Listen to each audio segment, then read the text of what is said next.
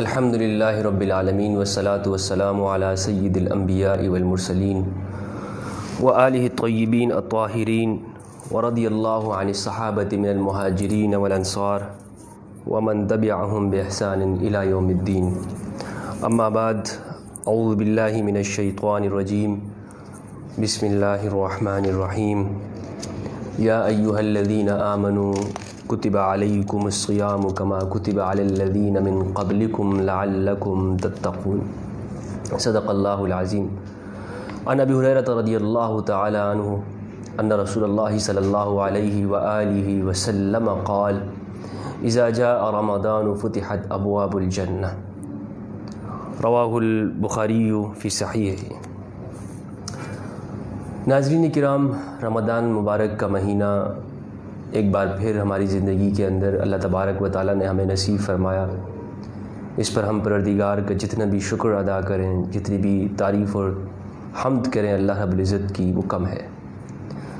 رمضان کا ہماری زندگی میں آنا یہ ہمارے لیے ایک بار پھر بڑی سعادت کی بات ہے، اور یہ اس بات کا ہمیں موقع قدرت کی طرف سے، پروردگار کی طرف سے عطا کیا جا رہا ہے کہ ہم رمضان جو کہ خدا کا مہینہ ہے، اس میں خدا کی معرفت حاصل کریں اور ایک بار پھر سے ہم اپنے اللہ کو منا لیں. اس وقت دنیا کی حالات بہت نازک ہیں. دنیا جس سمت پہ جا رہی ہے، پوری دنیا لاک ڈاؤن میں ہے، پوری دنیا وہ محصور ہے. گزشتہ سال ڈیڑھ سال سے پوری دنیا کے حالات وہ تشویشناک ہے. ہر اعتبار سے آج ہمیں اللہ تبارک و تعالیٰ سے رجوع کرنا چاہیے، توبہ کرنا چاہیے، اپنے اعمال پر ندامت کا اظہار کرنا چاہیے کہ پروردگار تو ہمیں معاف کر دے. ہم تیرے خطا کار بندے ہیں، تو ہمیں معاف کر دے. ہم سے کیا خطا ہو گئی کہ ہم تیرے در پہ بھی نہیں آ سکتے؟ ہم سے کیا خطا ہو گئی کہ ہم آج اتنی پریشانی کے اندر ہیں، آپس میں گتھم گتھا ہیں، لڑ رہے ہیں؟ پروردگار ہماری اس وحدت کو دوبارہ سے ہمیں توفیق عطا فرما کہ ہم ایک ہو جائیں.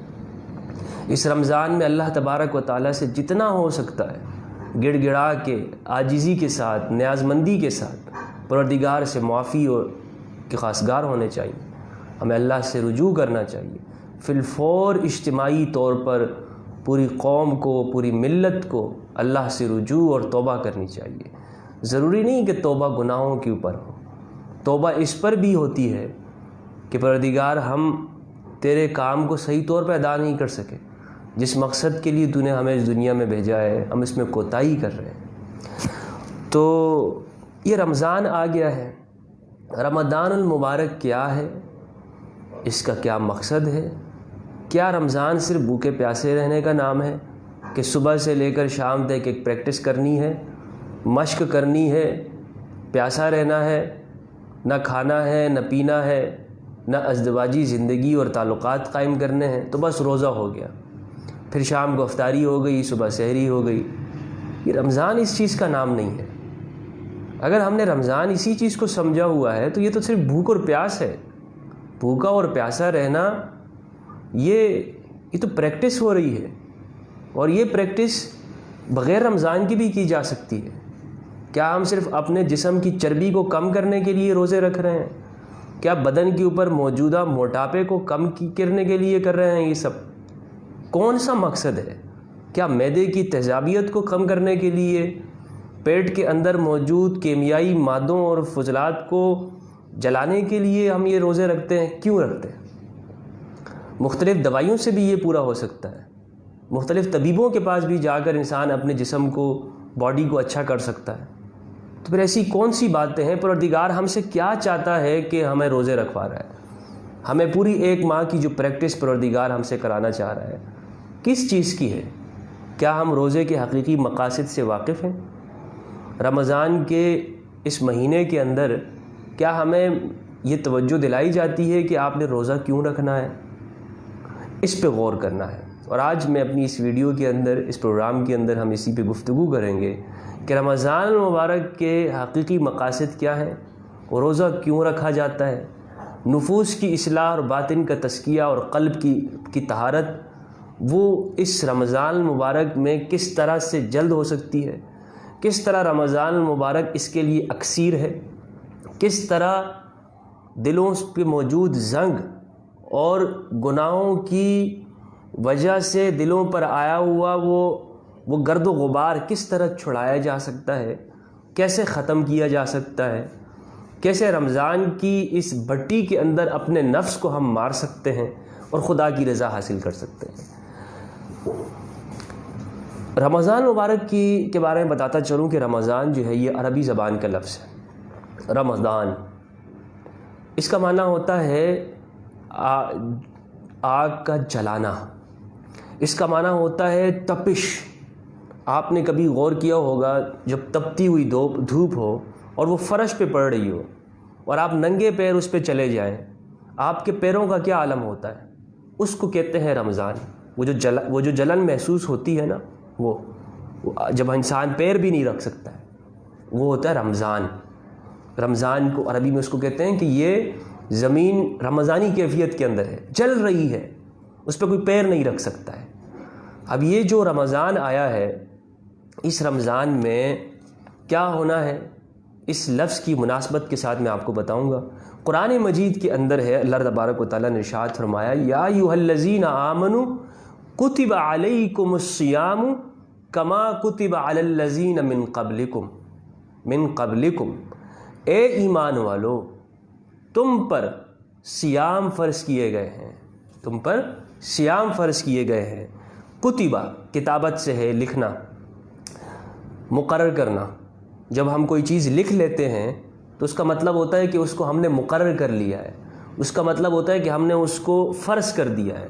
تو اسی سے عربی زبان میں ہے کتبہ، لکھ دیا گیا ہے، رجسٹر کے اندر حکم دے دیا گیا ہے، تمہارے اوپر صیام کو فرض کیا گیا ہے۔ کما کتب علی الذین من قبلکم، جس طرح تم سے پہلے لوگوں کے اوپر صیام فرض تھے۔ اس آیت سے ہمیں ایک بات یہ معلوم ہوئی کہ رمضان کے روزوں کے اندر ہم کوئی نئے نہیں ہیں، ہم سے پہلی امتوں کے اوپر بھی رمضان اور صیام فرض تھے، ہم نئے نہیں ہیں۔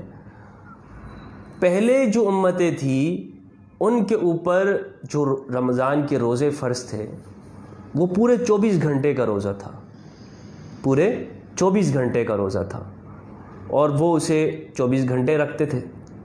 اور شروع میں بھی جو ہے وہ ہمارے اسلام کے اندر 24 گھنٹے کا روزہ تھا، لیکن سرکار دو عالم صلی اللہ علیہ وآلہ وسلم علیہ افضل التحیات والتسلیمات کی برکت اور توسل اور رحمت سے اللہ تبارک و تعالی نے اس امت پر کرم فرمایا، فضل فرمایا، اور یہ 24 گھنٹے سے اتر کر دن کے سحری سے لے کر اور لیل تک، اتم الصیام الی اللیل، رات تک ہو گیا، چند گھنٹوں کا ہو گیا، 8-10 گھنٹے کا ہو گیا۔ یہ کس کی برکت سے؟ یہ سرکار دو عالم صلی اللہ علیہ وآلہ وسلم کی برکت سے۔ ایک صحابی نے غلطی کر دی، ہوا کیا کہ رات کو اس نے اپنی بیگم کے پاس چلا گیا۔ رمضان کے اندر کھانا پینا اور جماع کرنا، یعنی ہم بستری کرنا، ازدواجی تعلقات قائم کرنا، اس سے منع کیا گیا۔ لیکن وہ صحابی، اور غالباً وہ حضرت عمر تھے، انہوں نے کیا کیا، انہوں نے یہ عمل کر لیا۔ پھر وہ دوڑے اور آئے، یا رسول اللہ میں نے اپنی نفس کے ساتھ خیانت کر لی، یا رسول اللہ میں تو مارا گیا، میں ہلاک ہو گیا۔ آقا علیہ السلام نے پوچھا کیا کیا؟ فرمایا یا رسول اللہ مجھ سے یہ عمل ہو گیا کہ میں رمضان کے اس روزے کی حالت کے اندر میں نے کیا کر دیا، میں اپنی بیگم کے پاس چلا گیا۔ تو اس موقع پر پروردگار کی طرف سے آیت نازل ہوئی، قرآن مجید کے اندر ہے احل لکم لیلۃ الصیام الرفث،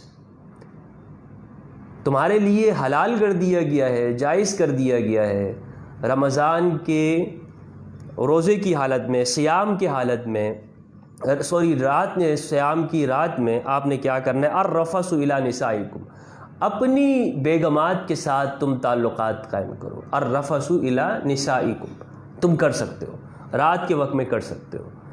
پہلے رات کا وقت اس میں شامل تھا، اور پھر جب اس صحابی کا یہ عمل ہوا، مشکل ہوئی، تو اس امت پر اللہ کے فضل سے کیا ہوا، آیت نازل ہو گئی کہ تم کر سکتے ہو، کیونکہ ہن لباس لکم وانتم لباس لہن، وہ تمہارے لیے لباس ہے اور تم ان کا لباس ہو۔ لباس جس طرح جسم انسان کا ڈھانپ لیتا ہے، اس طرح تم دونوں ایک دوسرے کا پردہ ہو، ایک دوسرے کی شرم و حیا ہو، اور تمہاری ایک دوسرے کی جو تقاضے ہیں وہ ایک جیسے ہیں۔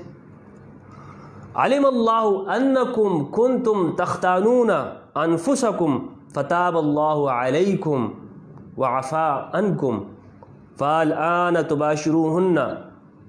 اب کیا کرو، اللہ تبارک و تعالیٰ اس بات کا علم رکھتے ہیں، انکم بے شک تم، کنتم تختانون انفسکم اپنے آپ کو دھوکہ دیتے ہو، خیانت کرتے ہو اپنے نفس کے ساتھ، روزے کی حالت میں یہ کام کر رہے ہو تو خیانت کر رہے ہو۔ فتاب اللہ علیکم، اللہ کی توجہ ہوئی تمہارے اوپر۔ تابہ کا معنی یہاں پر معاف کرنا نہیں ہے، تابہ کا معنی ہوتا ہے توجہ کا، کہ خدا کی طرف سے تمہارے اوپر کیا ہو گئی ہے، توجہ ہو گئی۔ وعفا عنکم، معاف کر دیا، یہ ہے معاف کرنا۔ اب تم اپنی بیگمات کے ساتھ مباشرت کر سکتے ہو، اور وابتغوا ما کتب اللہ لکم، اور جو اللہ نے تمہارے لیے مقرر کیا ہوا ہے اسے تلاش کرو۔ وکلوا واشربوا حتی یتبین لکم الخیط الابیض من الخیط الاسود من الفجر ثم اتموا الصیام الی اللیل۔ اب کیا کرو، کھاؤ اور پیو۔ اس ٹائم پہ تم کھا سکتے ہو، پی سکتے ہو، اپنی بیگمات کے ساتھ تعلقات قائم کر سکتے ہو، جو روزے کے بعد کا ہے، جو پہلے رمضان کی رات میں حرام تھا، منع تھا کہ نہیں کر سکتے، پچھلی امتوں کے لیے منع تھا، اب تم کر سکتے ہو۔ کب تک کے لیے؟ جب تک کے لیے سفید دھاگا تمہارے لیے سیاہ دھاگے سے جدا نہیں ہو جاتا، یعنی رات کی تاریکی سے صبح کی روشنی الگ نہیں ہو جاتی۔ یہ کنایتاً اس کو بیان کیا ہے پروردگار نے سمجھانے کے لیے کہ جب رات کا، آپ نے دیکھا ہوگا دیہاتوں میں خاص طور پر نظر آتا ہے، ہمارے یہاں شہروں میں اس کا مشاہدہ اتنا نہیں ہوتا، کہ دیہاتوں میں، دیہات کی زندگی گزارنے والے جانتے ہیں کیا ہوتا ہے۔ آپ دیکھیں تو رات کا جو آخری حصہ ہو رہا ہوتا ہے، جب رات جا رہی ہوتی ہے تو ایک لکیر بن رہی ہوتی ہے، تو وہ سیاہ بالکل ایک سیدھی لکیر بن رہی ہوتی ہے، اور جب صبح طلوع ہو رہی ہوتی ہے تو مشرق کی طرف سے ایک سفید بالکل ایک لکیر بنتی ہوئی جا رہی ہوتی ہے۔ آپ لوگ مشاہدہ کرتے ہوں گے اس کا۔ پروردگار فرما رہے ہیں جب یہ ٹائم ہو، کیا کرتے رہو، اس وقت تک تم کھاتے پیتے رہو، مزے کرو، موج کرو، عیش کرو، تمہارے لیے کھلی چھوٹ ہے، اس رات کے اندر تمہارے لیے کھلی چھوٹ ہے۔ ہر وہ تعلق جو تمہارے لیے پہلے جائز تھا وہ اب بھی ہے، ہم آپ کے لیے کر دیتے ہیں۔ کیوں کر دیتے ہیں؟ اس لیے کہ تم میرے پیارے حبیب کی امت ہو، تم میرے اس حبیب کی امت ہو جس سے میں نے وعدہ کیا ہے، وَلَسَوْفَ يُعْطِيكَ رَبُّكَ، آپ کو پروردگار اتنا دیں گے، اتنا دیں گے، فَتَرْضَىٰ، آپ راضی ہو جائیں گے۔ وَلَسَوْفَ يُعْطِيكَ رَبُّكَ فَتَرْضَىٰ، آپ کو ہم اتنا دیں گے، اتنا دیں گے، عطا کریں گے استمرار کے ساتھ۔ یعطی صیغہ مضارع کا استعمال کیا پروردگار نے، یہ نہیں کہ ہم نے آپ کو دے دیا، نہیں، وَلَسَوْفَ يُعْطِيكَ رَبُّكَ، تیرا رب تجھے اتنا دے گا اے میرے حبیب، اے میرے مصطفیٰ، فَتَرْضَىٰ، تو راضی ہو جائے گا، تو راضی ہو جائے گا، تیری رضا ہی چاہتا ہوں میں۔ اور آقا علیہ الصلوۃ والسلام نے فرمایا، صحیح مسلم کی حدیث ہے، لوگو میں راضی نہیں ہوں گا، میں راضی نہیں ہوں گا، کب تک؟ لوگوں نے پوچھا کب تک یا رسول اللہ؟ فرمایا جب تک میری امت کا ایک ایک فرد وہ جنت میں داخل نہیں ہو جاتا، خدا کی قسم میں راضی نہیں ہوگا، میں راضی نہیں ہوگا۔ تو اس امت کی کتنی بڑی فضیلت آقا علیہ الصلوۃ والسلام، یہ بھی بہت بڑی فضیلت ہے کہ آقا علیہ السلام کی امتی ہیں۔ تو آقا علیہ السلام کی برکت اور آپ کی عظمت اور آپ کے توسل آپ کی رحمت ہی ہے۔ وَمَا أَرْسَلْنَاكَ إِلَّا رَحْمَةً لِّلْعَالَمِينَ، یا رحمت عمومی ہے، کل انسانیت کے لیے ہے، اور یہ رحمت خاص ہے اس امت کے لیے کہ اس میں آپ صلی اللہ علیہ وآلہ وسلم کی ذات اور بابرکت کی وجہ سے 50 نمازوں کے بجائے 5 نمازیں ملی، اور رمضان کے 24 گھنٹے کا روزہ وہ کیا ہو گیا، وہ چند گھنٹوں تک آ گیا۔ اور یہ بھی آپ کی برکت خاص ہے، اگر پانی نہیں مل رہا ہے تب کیا کرو، مٹی کے ساتھ، ہم نے تمہارے لیے یہی طاہر کر دیا، اسی کے ساتھ کر لو۔ کتنی چھوٹ دے رکھی ہے اس امت کو، کتنی چھوٹ دے رکھی ہے۔ لیکن اس چھوٹ کا مطلب یہ نہیں ہے کہ یہ اپنے آپ کو کوئی پچھلی امتوں کی طرح سمجھے کہ ہمارے پر کوئی ذمہ داری نہیں ہے، جیسے انہوں نے کہا نحن ابناء اللہ، ہم کوئی اللہ کے بیٹے ہیں، اللہ کے ساتھ کوئی رشتہ بن گیا، نہیں، بلکہ ذمہ داری بھی زیادہ ہو گئی ہے اس امت کے لیے، پھر ذمہ داری بھی زیادہ ہے۔ شہداء علی الناس، لوگوں کے لیے گواہ ہے کہ لوگوں کی خیرخواہی کرے گی، بھلائی کرے گی یہ امت۔ 24 گھنٹے کا روزہ وہ آ گیا مختصر۔ اب سوال یہ ہے میرے بھائیوں کہ یہ روزے کے اندر ہم کرتے کیا ہیں؟ روزے کے اندر ہوتا یہ ہے کہ روزہ نام ہے 3 چیزوں سے پرہیز کا، کھانے سے، کسی بھی غذا کا آپ کے جسم کا حصہ بننے سے، خواہ آپ منہ کے ذریعے لیں یا خواہ آپ کسی میڈیسن کے ذریعے یا کسی ایسی طریقے کے ساتھ کہ جو آپ کے جسم کے اندر پہنچ جائے اور آپ کو غذا فراہم کرے، آپ کے پیٹ تک جو چیز پہنچتی ہے، معدے تک جو جائے، اس سے بچ کے رہنا۔ نمبر 2 پانی سے، ٹھیک ہے، جو کسی چیز کے پینے سے، اور نمبر 3 اپنے جسمانی تعلقات کو قائم کرنے سے اپنی بیگم کے ساتھ۔ ان 3 چیزوں سے بچنے کا نام کیا ہے؟ روزہ ہے۔ ان سے ایک شخص، لیکن یہ تو بھوک اور پیاس ہے، بھوک اور پیاس کہ آپ اپنی خواہش کو بھی کنٹرول کر رہے ہیں۔ کیوں پروردگار ہم سے چاہتے ہیں کہ ہم یہ چیزوں کو نہ کریں رمضان میں؟ پورے سال ہم کھا پی رہے ہیں، پروردگار منع نہیں فرما رہے، پورے سال کھا پی رہے ہیں، پروردگار کہہ رہے ہیں جو کچھ کھانا ہے، اور افطاری کے بعد بھی جو کچھ کھا سکتے ہو تم۔ یہ دراصل یہ پورا ایک پریکٹس کا مہینہ ہے، اس میں پریکٹس کروا رہے ہیں پروردگار انسان سے کہ آپ کے اندر جو روحانی طاقتیں ہیں، آپ کی جو روحانی قوتیں ہیں، وہ جلد از جلد بیدار ہو جائیں۔ یہ دراصل ان کی پریکٹس ہے، یہ صرف کھانے پینے سے رکنے کا نام نہیں ہے۔ اور تمام عبادات جتنی بھی ہیں، اگر آپ ان کا غور سے تجزیہ کریں، انالائسس کریں، تو آپ کو ان میں 2 چیزیں نظر آئیں گی تمام عبادات کے اندر، نماز، روزہ، زکوٰۃ، حج، جو بھی عبادات ہیں، 2 چیزیں اس میں۔ ایک تو یہ کہ انسان کا تعلق اس کے بنانے والے خدا اور پروردگار کے ساتھ اچھا ہو جائے، کہ انسان کا تعلق اپنے بنانے والے کے ساتھ، خدا پرستی، تعلق باللہ۔ اور دوسرا یہ کہ اس تعلق باللہ کے نتیجے کے اندر انسان کا تعلق اس کی مخلوق کے ساتھ بہتر ہو جائے۔ پوری شریعت کا اگر خلاصہ اٹھائیں تو یہ 2 چیزیں ہیں، حقوق اللہ اور حقوق العباد۔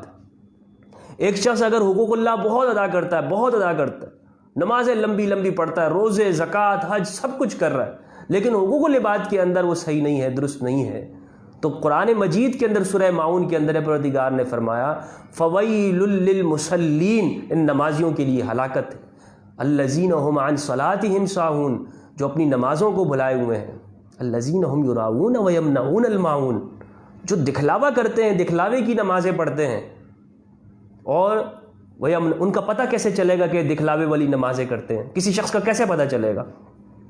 بھئی ایک شخص ہے وہ نماز پڑھ رہا ہے، ہمیں کیسے پتہ چلے گا کہ دکھلاوے کی نماز کر رہا ہے؟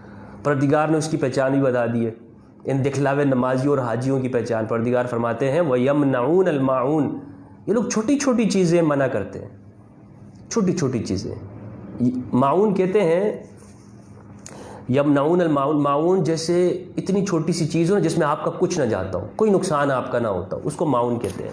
مثال کے طور پر آپ کے گھر کے اندر نمک ہے، پڑوسی آیا آپ سے کہہ رہے کہ دروازہ بجایا، آپ نے دروازہ کھولا، جی وہ نمک چاہیے، تھوڑا سا مہمان آیا ہے، اب رہے گا نہیں ہے، تو یہ جو نمک ہے نا، اگر آپ یہ دے دیتے تو اس میں کون سی کمی آ جاتی خزانے کے اندر، لیکن اتنی چھوٹی چیز بھی یہ نمازی منع کرتا ہے۔ پروردگار فرماتا ہے اتنا بخیل ہے، یہ اتنا بخیل ہے، ہوں گے اس دور کے اندر بھی، آقا علیہ السلام کے زمانے کے اندر بھی ایسے نمازی تو ہوں گے کہ جو نمازیں تو دکھلاوے کے لیے پڑھتے تھے، حضور کے ساتھ بھی نمازیں پڑھتے تھے، لیکن ان کے اندر یہ بخیلی شامل تھی۔ تو پروردگار نے فرمایا وَيَمْنَعُونَ الْمَاعُونَ، تم بخیلی کرتے ہو، چھوٹی چھوٹی چیزیں بھی منع کرتے ہو۔ کسی نے اگر 2-4 راستے میں سفر میں کھجوریں مانگ لی تو اس کو بھی وہ کھجوریں نہیں دے رہے ہیں، کسی نے اگر پانی مانگ لیا تو وہ بھی نہیں دے رہے ہیں، کسی نے اگر جو ہے وہ کہہ دیا کہ جی مہمان گھر میں آئے ہیں، کچھ مجھے تھوڑے ٹماٹر مرچی کچھ چیزیں دے دو، پانی دے دو، برف دے دو مجھے، عموماً وہ بھی نہیں دیتے۔ وَيَمْنَعُونَ الْمَاعُونَ، پروردگار فرما رہے ہیں ان نمازیوں کے لیے تباہی اور بربادی ہے۔ تو معلوم ہوا کہ نماز کا مقصد حقیقی یہ ہے کہ انسان کے اندر یہ صفت پیدا ہو جانا کہ اس کے اندر سے بخل کی کیفیات دور ہو جائے۔ اور بخل کا تعلق کہاں سے ہوتا ہے؟ انسان کے ان باطنی قوتوں کے ساتھ ہوتا ہے، جو نفس اور باطنی قوتیں اور طاقتیں ہیں۔ لیکن وہ چونکہ کیا ہے؟ بخیل ہے، اندر اس کے بخل بیٹھا ہوا ہے، شیطان بیٹھا ہوا ہے، اور اس کی وہ اصلاح نہیں کر رہا، اس کا وہ تزکیہ نہیں کر رہا، اس کی طہارت نہیں کر رہا، ویسے ہی بھوکے بنے بیٹھے ہیں۔ تو اب آپ مجھے بتائیں کہ اگر اندر کا شیطان مرا نہ ہو، وہ باہر کے شیطان جو کہہ رہے ہیں کہ جی باہر کا شیطان بند ہو گیا ہے، تو پھر کہاں سے یہ جرائم ہو رہے ہیں؟ پھر کہاں سے جو ہے وہ ہم گراوٹ اور جو ہے وہ ملاوٹ کرتے ہیں، ہم ذخیرہ اندوزی کرتے ہیں؟ معاشرے کے اندر دیکھیں، رمضان کے اندر جتنے جرائم ہمارے معاشرے کے اندر رمضان کے اندر ہوتے ہیں اور کسی مہینے میں نہیں ہوتے، جتنے جرائم جو ریکارڈڈ جرائم ہوتے ہیں، آپ گوگل کر کے دیکھ لیں، ریکارڈ کے اوپر ہے، جو جرائم رمضان میں ہوتے ہیں وہ اس سے پہلے نہیں ہو رہے ہوتے۔ تو شیطان تو بند ہے، شیطان تو کہیں نظر نہیں آ رہا۔ حدیث میں ہے نا کہ شیطان کو سلاسل کے اندر بند کر دیا جاتا ہے، ٹھیک ہے؟ قرآن مجید میں ابلیس کو ہم نے مدت دے دی، شیطان کو اس حدیث کے اندر ہے شیطان کو ہم بند کر دیتے ہیں۔ اب شیطان تو بند ہے، پھر جرم کیوں ہو رہا ہے؟ یہ سوال ہے۔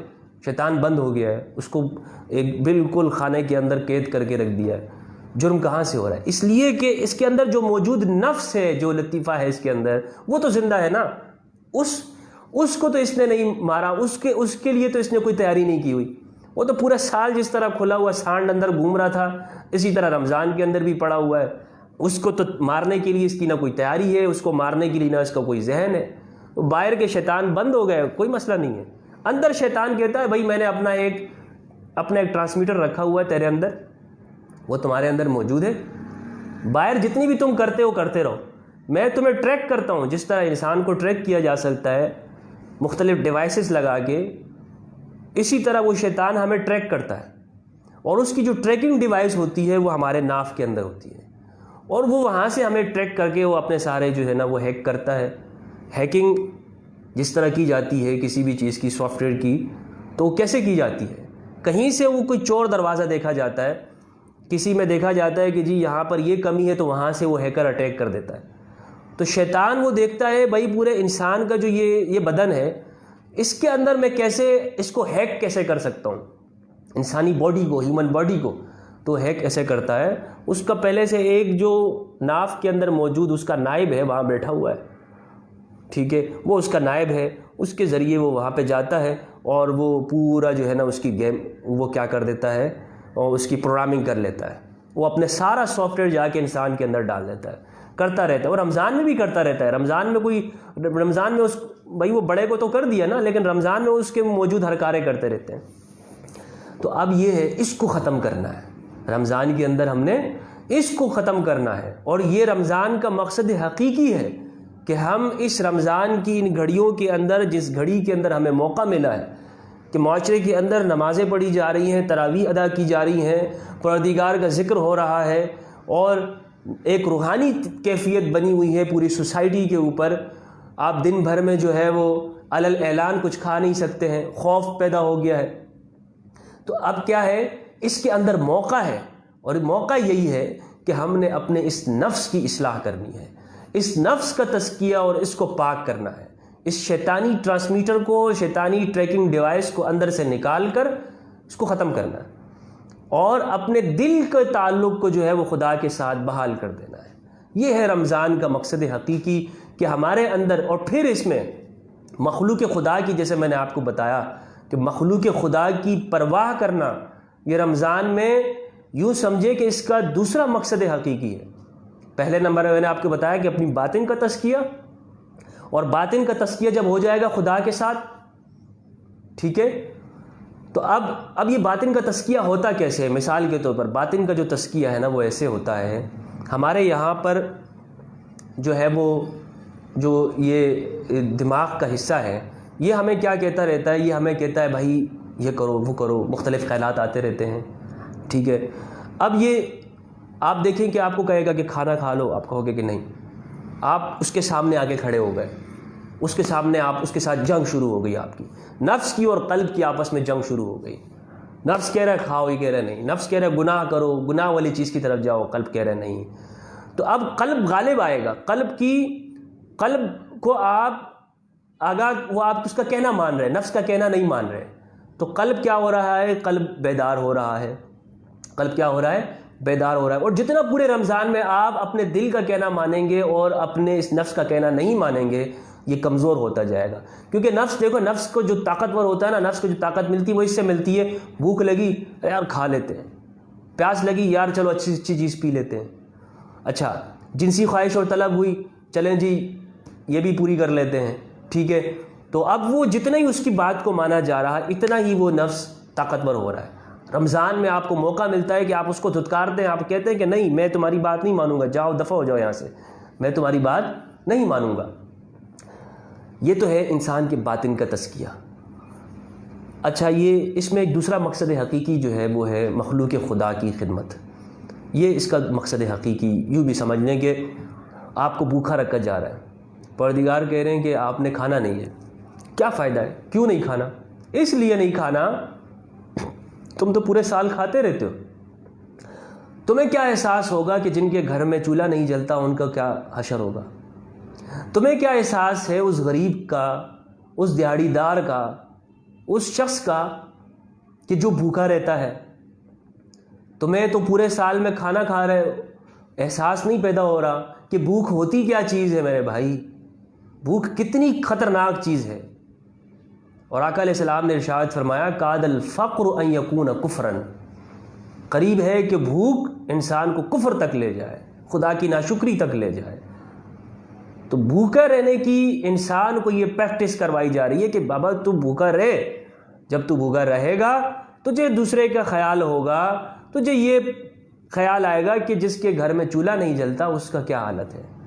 تو انسان کو پروردگار اس کی حالت کی یاد دلانے کے لیے وہ کیا فرماتے ہیں کہ بھوکا رہ لے۔ اب جسے اس روزے میں بھی دوسروں کا خیال نہ آتا ہو، اس روزوں کے اندر بھی وہ دوسروں کی دولت کے اوپر لٹیرا بن جائے، اس رمضان کے اندر، اس روزے کی حالت کے اندر بھی یہ دو نمبری کرے، یہ گراں فروشی کرے، ذخیرہ اندوزی کرے، تب اس کا روزہ اسے فائدہ دے گا؟ جیسے میں نے آپ کو بتایا کہ اس نمازی کے لیے قرآن مجید نے فرمایا فویل للمصلین الذین هم عن صلاتهم ساہون، نمازوں کو بھلائے بیٹھے ہیں۔ پروردگار فرماتے ہیں میلے کپڑے میں لپیٹ کر تیرے منہ پہ دے ماروں گا کہ جو تو نمازیں صرف اٹھک بیٹھک کرتا ہے میرے سامنے۔ اس نمازوں کا کوئی فائدہ نہیں ہے کہ جو ویسے ہی صرف اٹھک بیٹھک، جی 1 2 3 4، سے اچھا کسی جم میں جا کے پریکٹس کر لو، اپنے مسلز بڑھا لو، مسلز بڑھانے تو جاؤ وہاں پہ مسلز بڑھا لو۔ یہ کام کر کے مسل کیوں بڑھا رہا ہو؟ یہ مسل بڑھانے کے لیے تھوڑی ہے، یہ تو خدا سے تعلق کا ذریعہ تھا، یہ تو رمضان تو خدا سے تعلق، خدا کے حضور میں جا کے کھڑے ہو جانے کا ہے، خدا کے دربار میں پہنچ جانے کا ذریعہ ہے۔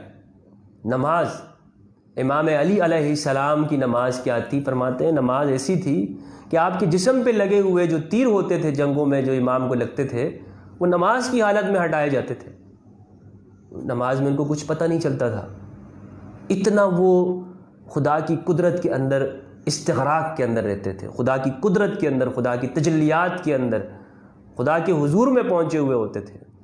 تو اب یہ جو روزہ ہم رکھتے ہیں صرف اور صرف بھوکے اور پیاسے رہتے ہیں، پھر بھی ہم دیکھتے ہیں کہ ہمارے معاشرے اور سوسائٹی کے اندر گناہ ہے، چوری چکاری ہے، دوسروں کو نقصان پہنچانا ہے۔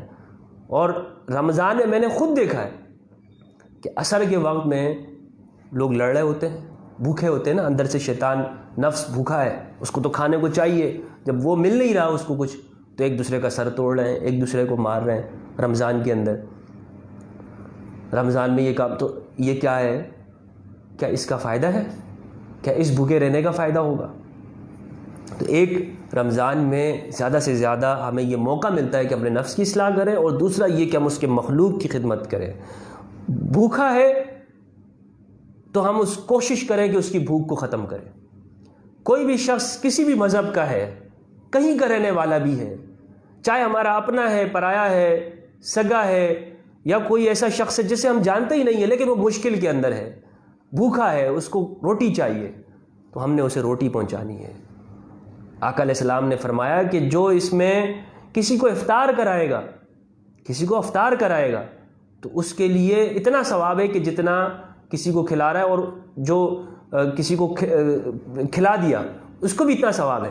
تو صحابہ نے پوچھا رسول اللہ ہمارے پاس اتنی طاقت تو ہے نہیں کہ ہم کسی کو پیٹ بھر کے کھلائیں۔ تو آپ نے فرمایا کہ اگر تم نے کسی کو صرف پانی کا گھونٹ پلا دیا، یا کسی کو ایک کھجور کا آپ نے اس کا ٹکڑا دے دیا، تو اس کا بھی تمہیں پورا کا پورا ثواب ملے گا۔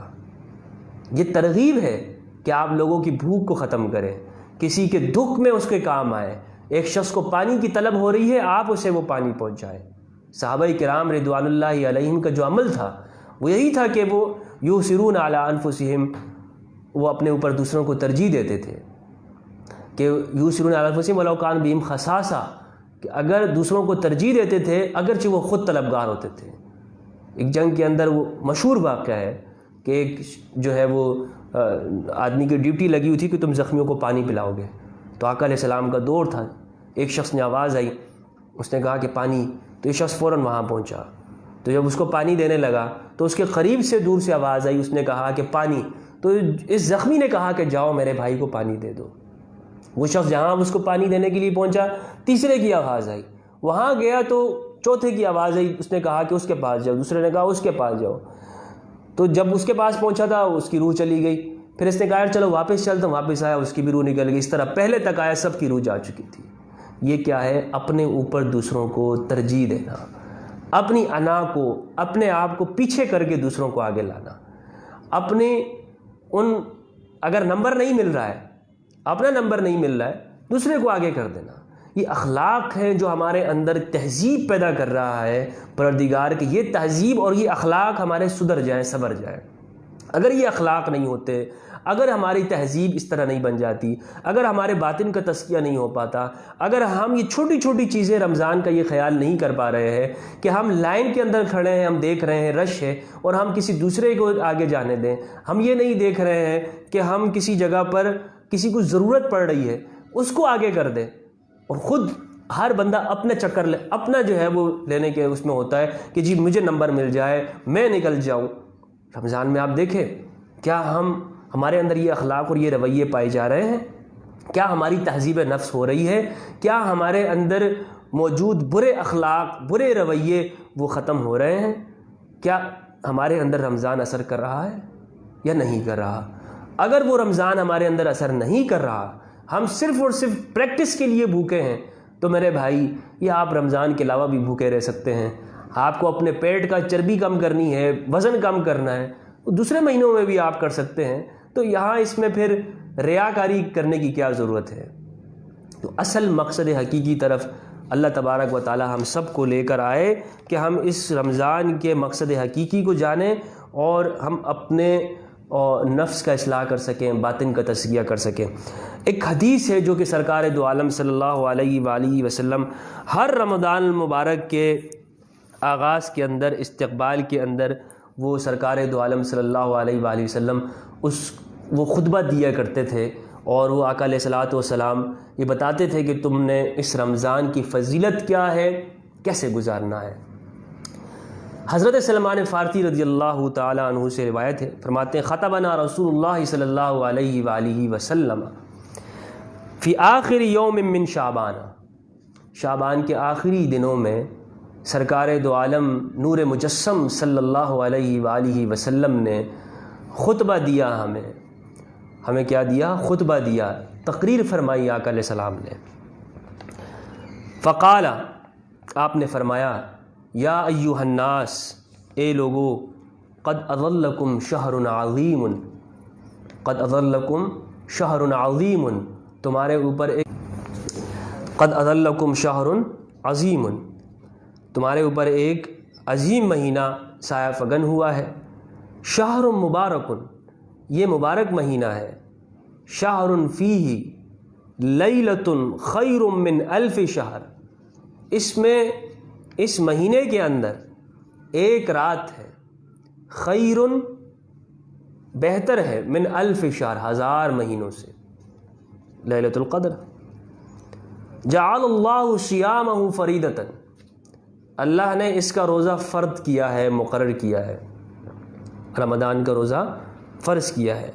وقیام لیلہ تطوعا، تطوع کہتے ہیں نفل کو، اور اس کے رات کا کھڑا ہونا تطوع ہے، نفل ہے۔ آپ راتوں کو کھڑے ہوں، دن میں روزہ رکھیں وہ فرض ہے، راتوں کو کھڑے ہوں، تہجد کریں، اور بڑا موقع ہوتا ہے اس میں، ہم سحری کے وقت میں جو ہے وہ تہجد کر سکتے ہیں۔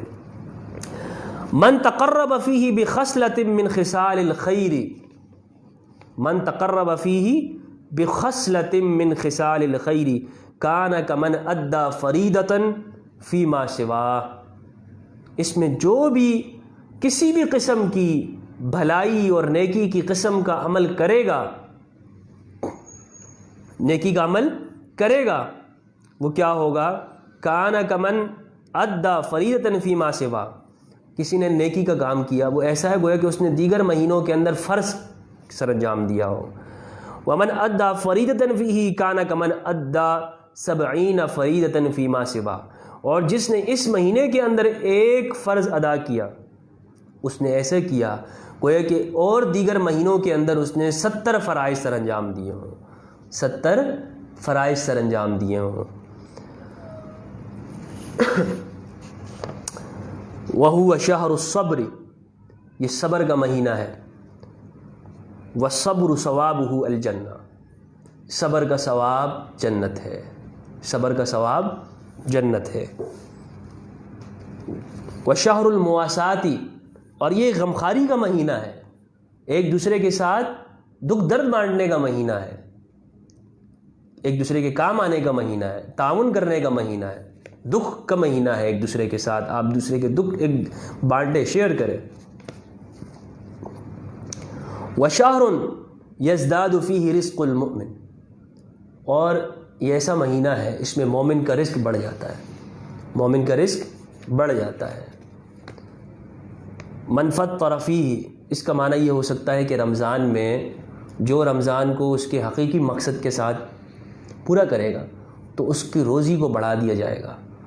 ایک معنی میرے خیال کے اندر یہ ہے کہ رمضان کے روزے جو ہوتے ہیں، اس کی پریکٹس سے انسان کا جو رزق جو ہے وہ بڑھتا ہے۔ وہ ایسے کہ جب آپ کا معدہ اچھا ہوگا، جب آپ کا معدہ اچھا ہوگا، روزے سے معدہ اچھا ہو جاتا ہے، تو پھر آپ کو طلب بھی زیادہ ہوگی کہ مجھے اور زیادہ کھانا چاہیے۔ جب زیادہ طلب ہوگی تو آپ زیادہ کمائیں گے بھی، جب زیادہ کمائیں گے تو آپ کی روزی زیادہ بڑھ جائے گی۔ ایک معنی اس کا یہ بھی ہو سکتا ہے۔ تو فرمایا کہ وَشَهْرٌ يَزْدَادُ فِيهِ رِزْقُ الْمُؤْمِنِ، مومن کا رزق بڑھ جاتا ہے۔ من فطر فیہ صائما کان لہ مغفرۃ لذنوبہ، اس میں جس نے کسی روزے دار کو افطار کرا دیا، کان لہ مغفرۃ لذنوبہ، اس کے ذنوب کی مغفرت ہے، بخشش ہے۔ اور وَعِتْقَ رَقَبَتِهِ مِنَ النَّارِ، اور اس کی رقبہ کے، اس کی گردن کا آگ سے آزادی ہے، آگ سے آزاد ہو جائے گا یہ۔ وَكَانَ لَهُ مِثْلُ أَجْرِهِ مِنْ غَيْرِ أَنْ يَنْتَقِصَ مِنْ أَجْرِهِ شَيْءٌ، اور اس کے لیے ایسا ہی اجر ہے کہ اس جس کو کروا رہا ہے اس کے اجر جتنا ہی ہوگا، لیکن اس سے کوئی کمی نہیں ہوگی، اس سے کوئی کمی نہیں ہوگی۔ قلنا یا رسول اللہ لیس کلنا نجد ما نفطر به الصائم، ہمارے میں سے ہر ایک کے پاس اتنے وسائل نہیں ہیں کہ ہم لوگوں کو افطاریاں کراتے رہیں۔ تو آقا علیہ السلام نے فرمایا یعطى هذا الثواب من فطر صائما على مذقة لبن او تمرة او شربة من ماء ومن اشبع صائما سقاه الله من حوض شربة لا يظمأ حتى يدخل الجنہ۔ فرمایا کہ جس نے اس میں کسی روزے دار کو پیٹ بھر کے سیر کرا کے اس نے افطاری کروائی تو اس کا ثواب فرمایا اللہ تبارک و تعالیٰ اسے میرے حوض سے پلوائے گا۔ لا يظمأ حتى يدخل الجنہ، وہ کبھی بھی وہ پیاسا نہیں ہوگا یہاں اس کو جنت میں داخل ہونے تک، اس کو پیاس ہی نہیں لگے گی اگر میرے حوض سے اس نے پی لیا۔ وَهُوَ شَهْرٌ أَوَّلُهُ رَحْمَةٌ، یہ ایسا مہینہ ہے اس کا آغاز رحمت ہے، اس کا آغاز رحمت ہے۔ وَأَوْسَطُهُ مَغْفِرَةٌ، اس کا درمیانی حصہ مغفرت ہے، وآخرہ عتق من النار، اور آخری حصہ یہ عتق من النار، جہنم سے آزادی ہے۔ اس پورے مہینے کو سرکار دو عالم نے تقسیم فرما دیا 3 حصوں میں، پہلی رحمت، درمیانی مغفرت، تیسری جہنم سے آزادی۔ اب یہ تینوں کیسے ہوں گی؟ تینوں کیسے ہوں گی؟ تو مجھے جو سمجھ میں آتا ہے وہ یہ ہے کہ پہلے جو عشرہ ہے اس میں ہم زیادہ سے زیادہ یہ کوشش کریں کہ دوسروں کے ساتھ مہربانی کریں، دوسروں کے ساتھ مہربانی کریں، کسی کا کوئی کام حل کر دیں، کسی کا کوئی مسئلہ حل کر دیں، کسی کو کوئی مشکل دور کر دیں، کسی کے کوئی مقروض ہے اس کا قرض ادا کر دیں، کسی کے گھر میں راشن نہیں ہے اس کے گھر میں راشن پہنچا دیں، کوئی بھی مشکل کے اندر ہے اس کی مشکل آسان کر دیں، دوسرے کے لیے رحمت بن جائیں۔ جب ہم دوسروں کے لیے رحمت بن جائیں گے پروردگار کی رحمت ہمیں ملے گی۔ جب تک ہم دوسروں کے لیے رحمت نہیں ہوں گے تو پروردگار کی رحمت بھی ہمارے اوپر نہیں آئے گی۔ پروردگار کی رحمت اس شخص پہ بارش کی طرح، موسلا دھار بارش کی طرح برستی ہے جو اس کے انسانوں کے ساتھ رحمت اور شفقت اور محبت کا معاملہ کرتا ہے۔ آپ کر کے دیکھ لیجئے کہ جب آپ انسانوں کے ساتھ رحمت کرتے ہیں، آپ کا رزق ایسے ذرائع سے پروردگار آپ کو دیتا ہے کہ آپ کے خواب و خیال میں بھی نہیں ہوتا، یار یہاں سے بھی مجھے رزق ملنا تھا، یار مجھے یہ بھی ملنا تھا، یار مجھے یہ بھی ملنا تھا۔ ہاں، کیونکہ آپ خدا کے دیے ہوئے، خدا کی مخلوق کے ساتھ وہ تعلق کر رہے ہیں کہ آپ خدا کی دی ہوئی نعمتوں کو وہاں پہنچا رہے ہیں۔ تو خدا کی رحمت اس شخص پہ برستی ہے کہ جس کی رحمت، محبت وہ دوسرے انسانوں کے لیے عام ہوتی ہے۔ تو یہ طریقہ ہے پہلے 10 دنوں، اب 10 دنوں کوشش کر لیں، 10 دنوں کوشش کر لیں کہ خدا کی رحمت کو ہم لوگوں تک پہنچائیں گے۔ دیکھیں اور ڈھونڈیں کہ کون شخص مشکل کے اندر ہے، اس کی مشکل کو حل کر دیں۔ دوسرا ہے مغفرت، معاف کرنا۔ جب آپ دوسروں کو معاف کریں گے خدا بھی آپ کو معاف کرے گا۔ جو شخص جتنی زیادہ پکڑ کرنے والا ہوگا نا اس کا حساب بھی اتنی پکڑ کے ساتھ ہوگا۔ دنیا میں ہوتے ایسے لوگ، آپ دیکھ لیں کوئی شخص ایسا ہو کہ جو آپ کی چھوٹی چھوٹی غلطیوں کو بھی پکڑ کے رکھتا ہو، تم نے یہ کر لیا اور اس کا رائی کا پہاڑ بنا دے، اور یہ ایسا کیوں کیا، ایسا کیوں۔ میں نے اپنی آنکھوں سے دیکھا ہے، اللہ تبارک و تعالی جو ہے وہ معاف فرمائے کہ ایسے لوگوں کو دیکھا ہے میں نے کہ جو بظاہر بڑے ہی رحم دل نظر آتے ہیں لیکن چھوٹے چھوٹے معاملات کے اندر لوگوں کی پکڑ کرتے ہیں، چھوٹے چھوٹے معاملات میں لوگوں کی پکڑ کرتے ہیں۔ تو میں ان سے یہی کہتا ہوں کہ آپ خدا کی مغفرت کے کیسے حقدار ہو سکتے ہیں کہ جب آپ لوگوں کی پکڑ اتنی چھوٹی چھوٹی چیزوں کے اوپر کر رہے ہو۔ اگر مثال کے طور پر آپ نے بچے سے کہا بیٹا پانی لا دو، اس نے گرا دیا اور فوراً ایک تھپڑ رسید کر دیا۔ ایسے لوگ ہیں کہ اگر مزدور کو کہا کہ آپ نے یہ کام کرنا ہے، اس نے نہیں کیا، یا غلطی ہو گئی یا بھول ہو گئی، اس پہ نوکری سے نکال دینا، اس کو نوکری سے نکال دینا۔ یہ مغفرت نہیں ہے، یہ مغفرت کی خصوصیت نہیں ہے۔ جس انسان کے ساتھ آپ مغفرت کرو گے، آپ کو پروردگار نے جتنا مرتبہ اور مقام دیا ہے دنیا کے اندر، اسی لیول کے اوپر آ کر آپ نے لوگوں کے ساتھ مغفرت کرنی ہے۔ امام علی کا واقعہ سناتا چلوں، میرے لیے تو وہ آئیڈیل ہیں، اور مجھے سیرت کے اندر امام علی کی ہی واقعات، امام علی کی سیرت میرے سامنے یوں آتی ہے جس طرح میں کوئی کہنا چاہتا ہوں نا، تو امام علی کی سیرت ایسے آ رہی ہوتی ہے کہ میرا دل کرتا ہے میں وہاں سے امام علی کی واقعات بیان کروں۔ تو امام علی کی مغفرت آپ دیکھیں کتنی بڑی مغفرت ہے، اتنی بڑی مغفرت ہے کہ بندے کو جنگ ہو رہی ہے اور اس بندے نے جب دیکھا کہ اب تو میں بچ نہیں پاؤں گا علی کی ضرب سے، تو اس نے علی کی جانب تھوک دیا، علی کی جانب تھوک دیا، علی نے اسے چھوڑ دیا۔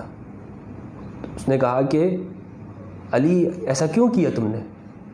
میں تو چاہ رہا تھا کہ میں تو اپنی زندگی سے مایوس ہو گیا تھا، تو تم چاہتے تو مجھے ختم کر دیتے۔ تو امام علی نے فرمایا کہ پہلے میں تجھے اللہ کی رضا کے لیے، میری تیری دشمنی اللہ کے لیے تھی، کون سی میرا تمہارا ذاتی کوئی دشمنی ہے؟ ہماری ذاتی تو کوئی دشمنی ہے نہیں۔ تو اگر اب میں کر دیتا تو پھر میرے اور اللہ کے تعلق کے اندر جو ہے وہ خرابی آ جاتی۔ جا میں نے تجھے چھوڑ دیا، مغفرت کر دی۔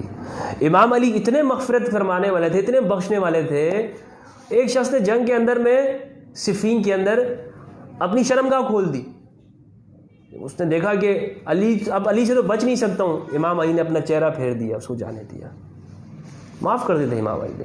اہل بیت علیہ السلام کی سیرت آپ پڑھیں تو امام زین العابدین علیہ السلام کی جو ہے وہ واقعات کے اندر معافی ہی معافی ہے، معافی ہی معافی ہے۔ بڑے سے بڑے دشمن آتا تھا نا، معافی کر دیتے ہیں، کیونکہ آقا علیہ الصلوۃ والسلام کی زندگی آپ دیکھیں تو وہاں بھی معافی معافی ہے۔ بڑے سے بڑا گنہگار ہندا، کتنی بڑی گنہگار، سیدنا حمزہ رضی اللہ عنہ کا کلیجہ کچا چبانے والی عورت ہندا، اس کو آپ نے معاف کر دیا، کہ جاؤ میرے سامنے نہیں آیا کرو، تمہارے چہرے کو دیکھ کر مجھے اپنے چچا کی یاد آتی۔ وحشی ابو سفیان کو معاف کر دیا۔ ابو سفیان معافی کے لائق تو نہیں تھا، پوری زندگی جو ہے وہ کیا سے کیا وہ اسلام کو نقصان پہنچاتا رہا، معافی کے لائق تو نہیں تھا، لیکن حضور نے فرمایا کہ آج جو ابو سفیان کے گھر میں چلا جائے گا وہ کیا ہے، اس کو معاف کر دیا جائے گا۔ تو مغفرت، جتنا آپ اللہ کی مخلوق کے ساتھ اللہ کی مخلوق کو مغفرت کریں گے، بخشیں گے، معاف کریں گے، تو اتنا ہی پروردگار کی مغفرت آپ کی جانب متوجہ ہوگی۔ تیسری ہے وآخرتکم من النار، جہنم سے آزادی۔ یہ دو کام آپ نے کر لیے، میں نے کر لیے، ہم سب نے کر لیے دو کام، تو اس کا مطلب یہ ہے کہ جہنم سے جانے کا جو ہے وہ آزادی ہو جائے گی، جہنم سے آزادی کا پروانہ مل جائے گا۔ آگے ہے آپ صلی اللہ علیہ وسلم نے فرمایا، سرکار دو عالم صلی اللہ علیہ وآلہ وسلم ارشاد فرماتے ہیں، وَمَنْ خَفَّفَ فِيهِ عَنْ مَمْلُوكِهِ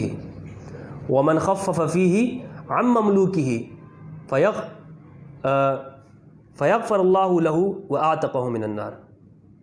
یس، وَمَنْ خَفَّفَ فِيهِ عَنْ مَمْلُوكِهِ فِيهِ غَفَرَ اللَّهُ لَهُ وَآتَقَهُ مِنَ النَّارِ، کہ اس میں جو اپنے مملوک نوکر سے وہ کیا کرے گا، کام کو ہلکا کر دے گا، اس کی شفٹنگ کے اندر اس کے ٹائم کو کم کر دے گا۔ وَمَنْ خَفَّفَ فِيهِ عَنْ مَمْلُوكِهِ فِيهِ غَفَرَ اللَّهُ لَهُ، کہ جو نوکر سے کم کر دے، اس کے کام کرنے کے اوقات میں کمی کر دے یا اس کے بوجھ کو کم کر دے، اللہ کیا کرے گا، اللہ اس کو بخش دے گا۔ میں نے آپ کو بتایا نا، یہ جو آپ کسی کو معاف کرنا چاہتے ہیں تو یہ آقا علیہ الصلوۃ والسلام نے فرمایا کہ آپ لوگوں کو معاف کرنا شروع کر دیں، مزدور کے ٹائم اوقات میں کمی کر دیں۔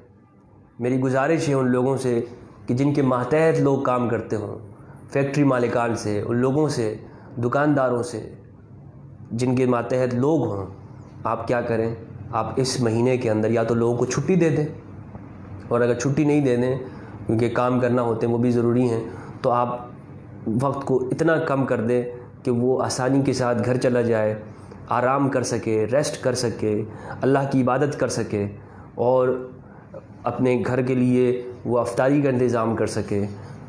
اگر آپ یہ کریں گے تو میں نہیں کہہ رہا ہوں، سرکار دو عالم نور مجسم آقا علیہ الصلوۃ والسلام نے فرمایا کہ غفر اللہ لہ، اللہ اس کو معاف کر دے گا۔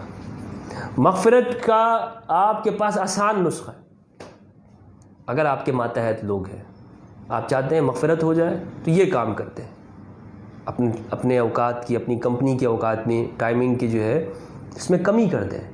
مثال کے طور پر عام دنوں میں آپ 10 گھنٹے ورکروں سے کام لیتے ہیں تو اس میں آپ 4 گھنٹے کر دیں، اس میں آپ 4 گھنٹے کر دیں۔ اب آپ کہیں گے کہ 4 گھنٹے ہوگا تو کام کیسے ہوگا، سیزن ہے تو اللہ کی رحمت کا سیزن بھی ہے، یہ صرف اور صرف کمانے کا سیزن نہیں ہے، یہ خدا کی رحمت عروج پر ہوتی ہے اس میں، اور خدا کی تجلیات اس کی رحمت اس کے عرش الہی سے براہ راست قلب مومن کے اوپر برس رہی ہوتی ہے، اور جتنا اس سے آپ حصہ لے سکتے ہیں لے لیجئے، جتنا حصہ لے سکتے ہیں۔ تو کام یہی کرنا ہے کہ جس انسان کا جو کام ہے اس کو آزادی دے دے، اس کے کام آ جائے، جیسے آقا علیہ السلام نے فرمایا من خفف فیہ مملوکی غفر اللہ لہ، کہ جو بھی چاہتا ہے اپنی مغفرت کرنا چاہتا ہے وہ اپنے کمزور لوگوں کی تخفیف کریں، ان کی مدد کرنا شروع کر دیں. جب آپ کمزور لوگوں کے اوپر مدد کریں گے نا، یہ طاقتور کے سامنے تو ہر ایک دب جاتا ہے. طاقتور کے سامنے تو بہت سے لوگ افطار پارٹیاں بھی کرتے ہیں تو اس میں طاقتور لوگوں کو بلاتے ہیں، سوسائٹی کے سماج کے بڑے لوگوں کو بلایا جاتا ہے کنیکشن بنانے کے لیے، نیٹ ورکنگ کے لیے، تعلقات بنانے کے لیے. لیکن آپ آسان طریقہ یہ ہے کہ کمزوروں کے اوپر مغفرت کرنے سے، کمزوروں کو نوازنے سے، کمزوروں کو جن سے آپ کو کوئی فائدہ نہیں ہو رہا، نہ آپ کو کوئی پوسٹنگ ہو رہی ہو، نہ آپ اس کا کام کر دیں گے تو آپ کو کوئی مرتبہ مل جائے گا، مطلب آپ کا وہاں سے کوئی کام ہی نہیں نکل رہا ہے، اور وہ بندہ مشکل میں اس کا کام کر دیں نا، تب پتہ چلے گا کہ ہاں بندہ واقعی انسانیت کی خدمت کرنے والا ہے، بندہ واقعی لوگوں کے کام آنے والا ہے. بڑے لوگوں کا تو جن کا مقصد ہوتا ہے کر لیتے ہیں. تو اللہ تبارک و تعالیٰ سے دعا ہے پروردگار ہم سب کو اس رمضان المبارک کے حقیقی مقصد کو سمجھنے، اس پہ عمل کرنے، اپنے باطن کا تزکیہ کرنے، اس میں قرآن پڑھا جاتا ہے، قرآن کو سننے، ذوق و شوق کے ساتھ قرآن کو سمجھنے. ایک ویڈیو میں انشاءاللہ آپ لوگوں کے ساتھ ضرور کروں گا اس رمضان میں کہ قرآن کو کیسے سمجھیں، قرآن مجید کو سمجھنا. اور میں کوشش کروں گا کہ اس رمضان میں پورے قرآن کی ٹرانسلیشن جو ہے وہ آپ لوگوں کے سامنے کر دوں، تاکہ ہم قرآن کو سمجھ کے پڑھ لیں. قرآن فہمی کا ہم دورہ رکھیں گے کہ قرآن کو سمجھیں گے تو تب میں آپ کو گارنٹی کے ساتھ کہتا ہوں کہ جہاں تک میرے علم میں ہے، میں نے دیکھا ہے ہماری عامت الناس کی میجورٹی 90% قرآن کو نہیں جانتی. اگر میں غلط ہوں تو آپ میری اصلاح کر لیں، اگر آپ جانتے ہیں تو بہت اچھی بات ہے، ترجمے کے ساتھ اگر آپ کو آتا ہے تو بہت اچھی بات ہے. لیکن قرآن کو سمجھنا، یہ قرآن کہہ کیا رہا ہے، یہ میں آپ سے کہتا ہوں 90% ہمارے مسلمانوں کو نہیں پتہ کہ قرآن میں ہے کیا. قرآن کے اندر یہ پتہ ہے ضرور الحمدللہ کہ قرآن کی 30 پارے ہیں، یہ نہیں پتہ کہ بھئی قرآن میں ہے کہ یہ 90% مسلم کو نہیں پتہ، چاہے عربی ہوں یا غیر عربی ہوں، سب کی پوری میجورٹی مسلم امہ کی بات کر رہا ہوں. یہ قرآن کا علم نہیں ہے. تو اس قرآن کے علم کو جب تک ہمارے اندر نہیں ہوگا میجورٹی کو، تو ہمارے اخلاق، ہمارے اعمال، ہمارے چیز درست کیسے ہو سکتی ہے. تو اس لیے ہم کوشش کریں گے اس میں کہ ہم قرآن مجید کو سمجھیں. میرے سے جتنا ہو سکے گا انشاءاللہ میں لائیو آ کر قرآن مجید کو آپ لوگوں کے سامنے رکھوں گا، قرآن کو سمجھاؤں گا، قرآن کے ترجمے اور قرآن کے معانی، قرآن میں تدبر کریں گے، سمجھیں گے پروردگار ہم سے کیا رہا ہے. اور یہ رمضان ہمارے لیے، یہ رمضان یہ شہر القرآن ہے، یہ قرآن کا مہینہ ہے. تو اس میں ہم جب قرآن کو سمجھ جائیں گے انشاءاللہ تو ہم پھر کیا ہوگا، پھر یہ نہیں ہوگا کہ بھائی وہ فلاں مولوی صاحب یہ کہتے تھے، فلاں یہ کہہ رہے ہیں، فلاں یہ کہہ رہے ہیں. یہ فرقے کیوں بنے ہوئے ہیں؟ ساری نہیں باتوں سے بنے ہوئے ہیں نا. فلاں مولانا یہ کہتے ہیں، فلاں یہ کہتے ہیں، فلاں یہ کہتے ہیں. بھائی قرآن کیا کہہ رہے ہیں آپ کو پتہ ہے؟ یہ تو قرآن کا تو نہیں پتہ. جب نہیں پتہ تو پھر فرقوں میں مست رہو، ایک دوسرے کے ساتھ لڑتے رہو، تو امت کا اتحاد بھی نہیں ہوگا، آپس میں ہم قریب بھی نہیں ہوں گے، نفرتیں بھی ختم نہیں ہوں گی. تو یہ چیز ہے. اور یہ قرآن کا مہینہ ہے، اس میں ہمیں زیادہ سے زیادہ قرآن مجید کے اوپر توجہ دینی ہے، اپنے باطن پہ توجہ دینی ہے، لوگوں کے کام آنا ہے، خدمت کرنی ہے، بے دھڑک ہو کر، اور جو ہے نا وہ ایک شجاعت کے ساتھ، جرأت کے ساتھ انشاءاللہ لوگوں کے کام آنا. اللہ تبارک و تعالیٰ اپنے حبیب کریم صلی اللہ علیہ وآلہ وسلم نور مجسم شفیع اعظم کے بابرکت طفیل، رحمت کے طفیل اور اس کے آل کے طفیل، ائمہ اہل بیت علیہم السلام کے طفیل، صحابہ کرام رضوان اللہ علیہم کے طفیل ہمارے اعمال کو، ہمارے قلوب اور اذہان کو منور فرمائے، قرآن کی تجلیات سے منور فرمائے. والسلام علیکم ورحمۃ اللہ وبرکاتہ.